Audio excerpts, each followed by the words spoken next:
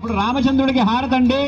మంగళం కోసలేంద్రాయ మహనీయ గుణాత్మనే చక్రవర్తిత నోజాయ సార్వభౌమాయ మంగళం. వేద వేదాంత వేద్యాయ మేఘశ్యామలమూర్తయే పుంసాం మోహన రూపాయ పుణ్యశ్లోకాయ మంగళం.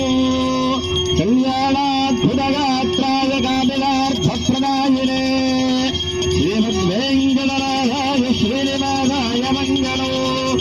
భద్రాచలనివాసాయ భద్రాయ పరమాత్మనే జానకీ ప్రాణనాథాయ